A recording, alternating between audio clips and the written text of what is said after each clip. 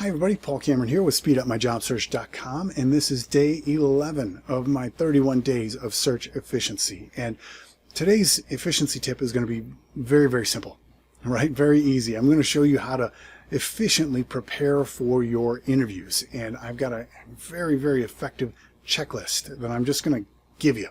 All right, so later in this video I'm going to mention that link where you can go, whether you're a member or not, you can go out there and just download the interview checklist, and that's going to be very helpful for you. In this video, first, before I get there, I want to reveal to you the pattern that I have been establishing over the previous 10 videos, right? Now, if you remember, if you had a chance to watch the first video, the reason that I set out on this quest here to come up with 31 videos in a row is to address a belief that a lot of people have, that the only way to get faster results is if they rush or they do things hastily, right? And then when you do that, when you rush and do things with haste or carelessly, you open yourself up to making really poor decisions, right? And when we're talking about choosing a job, choosing a company where you're going to spend years potentially of your life, and you know your salary depends on it, and your well-being, your work-life balance depends on your decision, you got to get this one right, you know. And so a lot of people naturally and very wisely say, hey, I don't want to rush into that.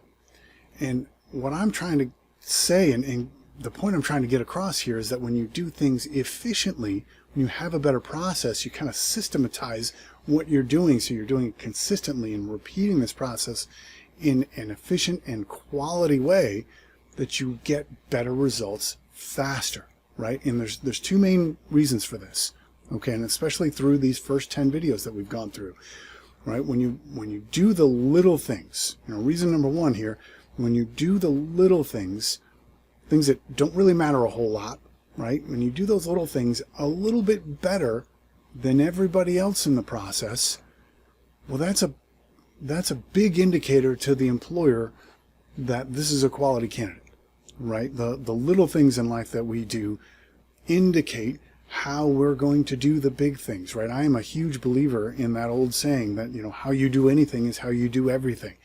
And you think about the interview process, the employer doesn't have a huge window to evaluate you, right? They're going through a bunch of candidates, and they're going to talk to you for an hour. I mean, maybe they're going to have a full day interview. Even if they have a full day interview, that's not the same as really getting to know somebody and getting to know how they're going to treat people when they're working with them, how they're going to work within the culture, how they're going to take initiative in certain areas, right?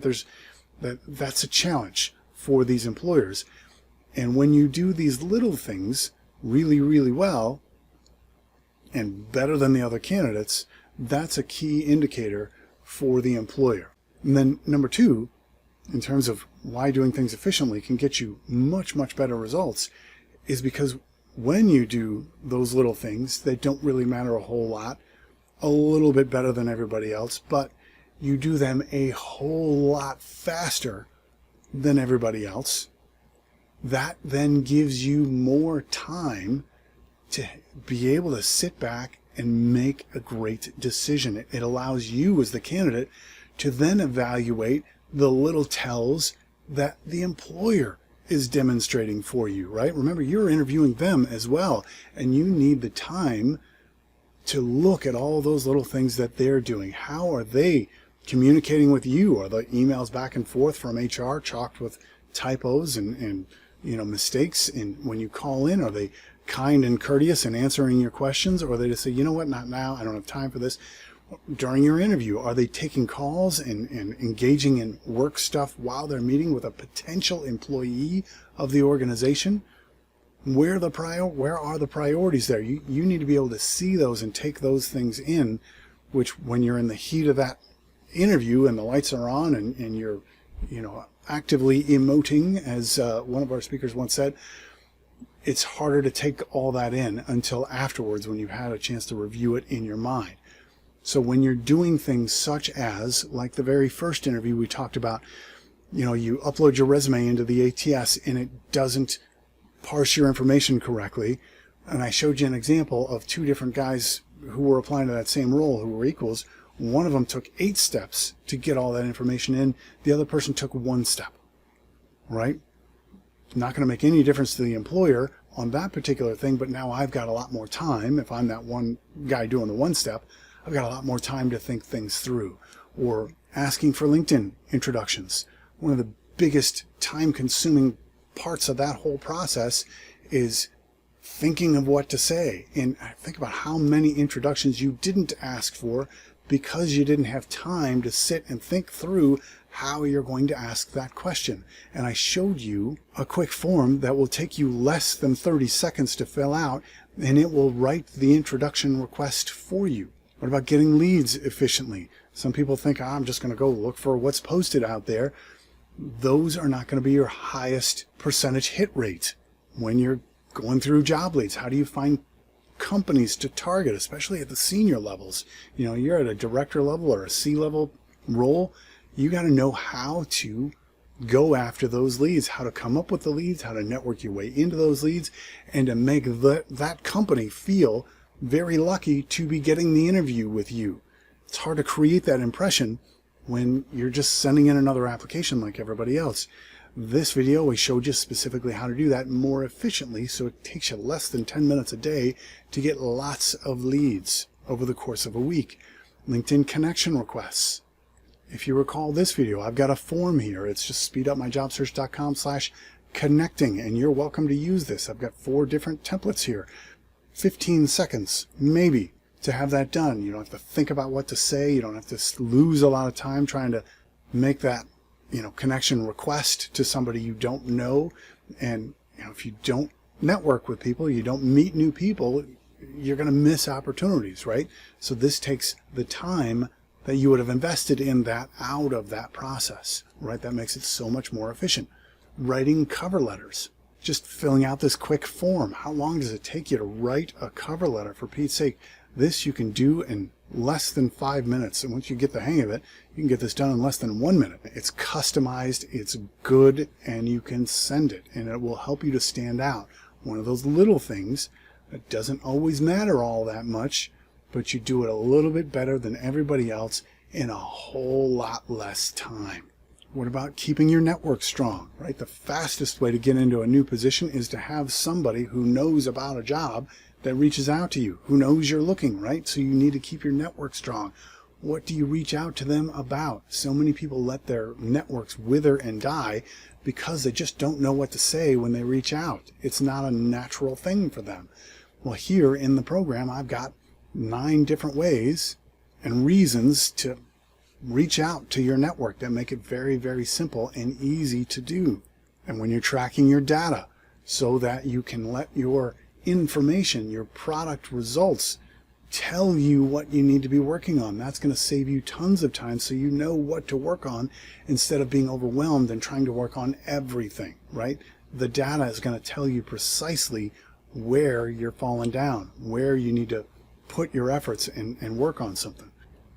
And then just yesterday, I showed you how to write an effective bullet point for your resume, and then where you can go get examples where you can just copy and paste them and use them verbatim, so you don't have to sit and think all that stuff through, because other people have already done that, right? They did the work. Why do it over again, right? You don't need to invent your own wheel. Use theirs, right? So I hope this is making sense to you, that when you do the little things really well, better than everybody else, and in less time, you have more time to think this through and make better decisions. Okay, so let me show you the interview checklist, which is right here. And this is very, very effective. Now, some people I know are opposed to checklists, but I'm telling you, when you use a checklist and you're consistent about this, and these are very good things to think through ahead of time, you're going to do consistently better, right? If, an airline pilot will not fly a plane in today's day and age without checking off a checklist first every single time, or a surgeon of any kind in the operating room won't conduct the surgery without going through a checklist, right? And they may have done thousands of these exact same, flights and surgeries. They've spent thousands of hours in the air, and they've spent, or in surgery. They won't do those things without a checklist. Prior to your interviews, that's going to have the biggest effect on your life using a checklist is going to make a big difference. I can tell you as a recruiter, I've got checklists for literally everything in the recruiting business to make sure that nothing gets missed. And I've had lots of recruiters over the years that have been very, very successful. And after a while, they start to think, hey, I'm just the greatest at this. And they stop using the checklist. I don't need to do that. And I don't know. And, okay, they're doing really well. I'm not going to bug them about this silly, checklist thing. And then all of a sudden, man, the market's really tough. Oh man, it's this industry is going down, and all of a sudden we start hearing the blame game. All these reasons why, outside of them, that it's not working. And the reality is they just stop doing the things that they need to do that work. Right? Checklists work, 100%. So use this checklist. It's going to make you better. The link to get this is just speedupmyjobsearch.com/int-list. Okay, int-list. And you can download it, use it, share it if you want. That's fine. All right, so I hope this was helpful and maybe a little eye-opening to all these videos we've had so far. We've got a lot more to go, not even halfway done. And I really appreciate you watching all the way through on these. And you're going to be glad you did especially as we get to day 31. I've got a really big reveal on day 31 that I'm going to share. Hopefully, if you're liking these things, you would consider joining speedupmyjobsearch.com, because the members, people who are members at the time of that transition from day 31 to day 1, they're going to be very glad that they were members. So I hope you are one of those people. So thanks again. We'll see you tomorrow on day 12.